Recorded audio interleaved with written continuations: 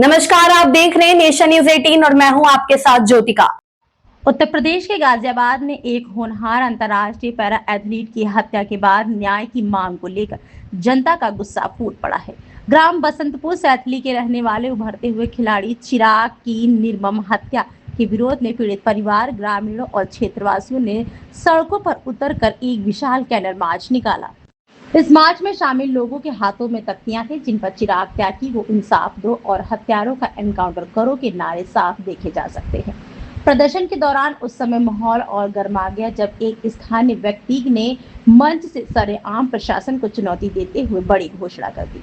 उन्होंने माइक पर चिल्लाते हुए कहा कि अगर सरकार ने हमें 5 लाख राहत कोष से दिए हैं तो वह हत्यारे का एनकाउंटर करने पर अपनी तरफ से वो सरकार को 10 लाख रुपए देने को तैयार है, क्योंकि पीड़ित परिवार को सिर्फ और सिर्फ न्याय चाहिए। प्रदर्शनकारियों ने दो टूक चेतावनी दी है कि अगर 24 घंटे के भीतर फरार सह आरोपियों को नहीं पकड़ा गया और मुख्य आरोपी के घर पर बुलडोजर नहीं चला तो वे गाजियाबाद के जिलाधिकारी कार्यालय का अनिश्चितकालीन घेराव करेंगे। इस पूरे मामले की गंभीरता को देखते हुए ग्रामीणों ने जिलाधिकारी के माध्यम से मुख्यमंत्री योगी आदित्यनाथ को एक मांग पत्र भी भेजा है। इस ज्ञापन में पुलिस जांच पर कई गंभीर सवाल उठाए गए हैं और दावा किया गया है कि मुख्य आरोपी यश खटीक के साथ वारदात के उस वक्त उसका बड़ा भाई और चाचा भी मौजूद थे, जिन्हें पुलिस ने अब तक सह आरोपी नहीं बनाया है।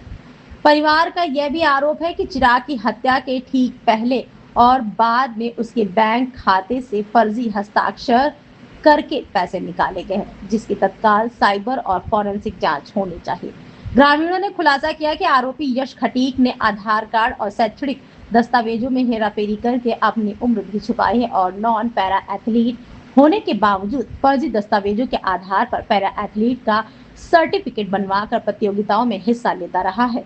मुख्यमंत्री को सौंपे गए इस मांग पत्र में अपराधियों के त्वरित एनकाउंटर और उनके अवैध मकानों को बुलडोजर से ढहाने की मांग की गई है। साथ ही देश का नाम रोशन करने वाले इस शहीद खिलाड़ी की याद में गांव में एक आधुनिक खेल मैदान बनाने और मुख्य मार्ग का नाम चिराग त्यागी मार्ग रखने की मांग रखी गई है। क्योंकि चिराग अपने परिवार का एकमात्र सहारा था, इसलिए उसके बीमार पिता और दिव्यांग माता के जीवन यापन के लिए सरकार से स्थायी पेंशन या नियमित आय की व्यवस्था करने की गुहार लगाई गई है। क्षेत्रवासियों ने प्रशासन को आगामी शनिवार यानी 6 जून तक का अंतिम अल्टीमेटम दिया है और साफ कहा है यदि तय समय तक इन सभी बिंदुओं पर कड़ी और निष्पक्ष कार्रवाई नहीं हुई तो पूरा क्षेत्र और पीड़ित परिवार आमरण अनशन पर बैठने के लिए मजबूर होंगे, जिसकी पूरी जिम्मेदारी शासन प्रशासन की होगी। फिलहाल इलाके में भारी तनाव है और लोग मुख्यमंत्री की जीरो टॉलरेंस नीति के तहत न्याय की उम्मीद लगाए बैठे हैं। गाजियाबाद से अबशार उल हक की रिपोर्ट। हम कार्रवाई चाहते हैं जिन्होंने आरबीआई की गाइडलाइन के विरुद्ध जाते हुए उसे कैश निकाल के दिया। कुछ और ऐसे पॉइंट हैं जैसे आधार कार्ड 2-2, 3-3 आधार कार्ड बनवा के वो फर्जी आईडी से खेल रहा था। आरोप हमारे बच्चे पे लगा रहा है कि उसने मेरी कंप्लेंट कर दी। वो पैरा कैटेगरी में नहीं आता था, वो किसी भी पैरा कैटेगरी में नहीं था, लेकिन फर्जी दस्तावेज स्कैन करके वो पैरा कैटेगरी में खेल रहा था यश खटीक।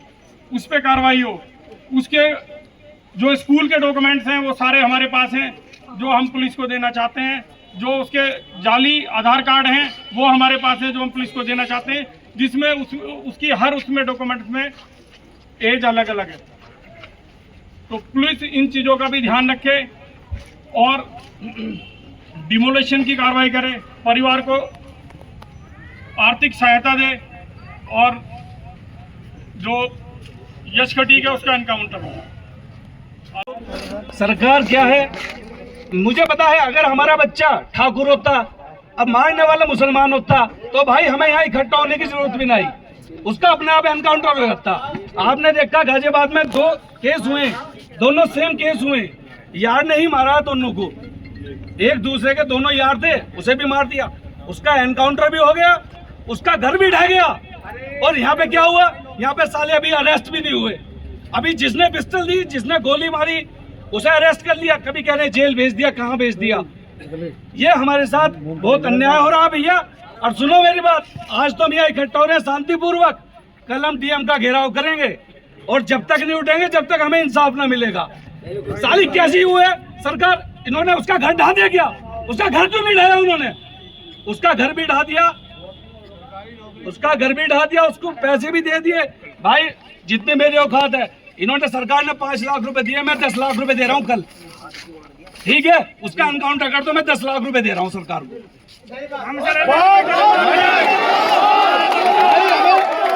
हमें अपने भाई का इंसाफ चाहिए, हमें अपने भाई का इंसाफ चाहिए, चाहे हमें मर के चाहिए, चाहे हमें कैसे चाहिए, हमें इंसाफ चाहिए भाई का। और 24 घंटे का समय है शासन प्रशासन को, ना उसका मकान है, और जो बाकी जो बच रहे हैं इसमें मेरे ख्याल से 1-2 जो बच रहे हैं अभी तक वो कोई अरेस्ट नहीं हुआ। वो अगर कल तक ना पकड़ा गया तो कल डीएम के ऑफिस में घेराव करेंगे, वहां से जब तक नहीं उठेंगे जब तक हमें इंसाफ नहीं मिलेगा। बोलूंगा नहीं, इतना कहूंगा, हमारे गांव का हमेशा इतिहास रहा है, हमारे गांव की ताकत हमारी एकता है। चाहे किसी के बिरादरी में किसी कौम में कुछ हुआ हो, गांव पूरा का खड़ा है। और आज भी आपसे सबसे यही निवेदन है, सबसे यही आशा है कि पूरा हमारा गांव इस बच्चे को इंसाफ दिलावे। बुलडोजर चले, एनकाउंटर हो, काम शासन प्रशासन का है, पर हमारी डिमांड यही है, अगर ये ना हुआ तो चेतावनी पक्की है सरकार से। और परसों शनिवार से अमरण अनशन करेंगे यदि हमारी मांगे पूरी नहीं हुई। एसएचओ साहब आ गए हैं, हाँ, और विनीत भाई से कहेंगे कि वो थोड़े 2 शब्द कहें। देखो भैया, पहले कोई भी दो इस तरह की मूवमेंट होती है वो ये याद रखा जाए कि नेतृत्व अगर परवीन जी, आशीष भाई, कपिल भाई और आचार्य जी कर रहे हैं तो एक तो बिल्कुल जो निर्णय देखो, आपको किसी भी लड़ाई को मजबूती से लड़ने के लिए शांतिपूर्वक सबसे पहली चीज होती है शांति। आपको लीड करने वाले चारों लोग आपके सामने खड़े हैं, तो जब तक कोई दिशा निर्देश इनकी तरफ से ना हो, तो हम भी तब बात कर रहे हैं कि जब हमें यहाँ पर मंच संचालन करते हुए परवीन जी का और आशीष भाई का इशारा हुआ कि आप अपनी बात रखें। 2 मांगे बड़ी अडिंग है, सबने कह दी है कि एक घटना हुई उसमें 600 संदिग्ध बताए जा रहे हैं। अभी घोड़ा वाली घटना में कितने 600 संदिग्ध। यहाँ जो 3 संदिग्ध है, हम भी खुले रूप से कह रहे हैं एनकाउंटर होना चाहिए। ऐसा व्यक्ति किसी भी समाज के अंदर हो, अगर दोस्ती में गद्दारी होती है तो ऐसा व्यक्ति और गद्दारी करेगा, तो गद्दारी को जड़ से खत्म करने का तरीका यही है, सबसे पहली बात। दूसरी बात, डीएम साहब के यहाँ हम सब आपके नेतृत्व में 30, 40, 50 लोग हम लोग के, कोई आदमी अकेला है तो अकेला पहुंचे, और 2 की हिम्मत है तो 2 व्यक्तियों को लेके पहुंचे, लेकिन डीएम साहब के साथ पहुंचे और 24 घंटे में जो व्यक्ति बचा हुआ है उसका कल 10 बजे हम यहाँ से चलेंगे। कल 10 बजे यहाँ से चलेंगे। हम सब लोग जितने ज्यादा से ज्यादा संख्या में होंगे आप लोगों को मिलेंगे आपके नेतृत्व में, बिल्कुल गांधीवादी तरीके से, शांतिपूर्वक ढंग से। लेकिन अगर 24 घंटे के अंदर इन लोगों का इलाज नहीं हुआ जैसा औरों का हुआ है, तो फिर आपके सब पीछे चल के, समस्त सैतली गांव के पीछे चल के जो दिशा निर्देश आप लोग लोगे, ईंट का जवाब पत्थर से दिया जाएगा और डीएम साहब का घेराव किया जाएगा मजबूती से। तो एक बात हम बिल्कुल सचेत करना चाहते हैं कि बहुत एसएचओ साहब शांतिपूर्ण तरीके से सब लोग हम कर रहे हैं, एक भी व्यक्ति उग्र नहीं है। तो जो परवीन जी कह रहे हैं, क्योंकि परवीन जी पहले उसके कोच रहे हैं, और एक अध्यापक के लिए एक बच्चे का जाना अपने बेटे के समान होता है, तो आप ये समझ सकते हैं वहां तक पहुंचाने वाले भी परवीन जी हैं। 8th 9th में सबसे पहले उस बच्चे को गाइडलाइन देने वाले कि ये बच्चा वहां जा सकता है। तो परवीन जी, हम सब लोग आपके साथ हैं, समस्त सैतली गांव के साथ में जितने लोग, सब लोग आए हुए हैं अलग अलग जगह से, और सैतली के और आसपास के साथी लोग, सब समाज के लोगों का बहुत बहुत धन्यवाद है। पर कल मजबूती डीएम साहब के यहाँ देना, ये मजबूती आपकी तब है कि जब इस लड़ाई को इतनी संख्या से डबल संख्या लेके डीएम साहब के यहाँ पहुंच के बता दो कि 24 घंटे में इलाज नहीं हुआ तो 72 घंटे बाद वहाँ जाम कर देंगे, बैठने वाला कोई नहीं होगा। बस बहुत धन्यवाद। इस खबर में बस इतना ही। बने रहिए नेशन न्यूज 18 के साथ।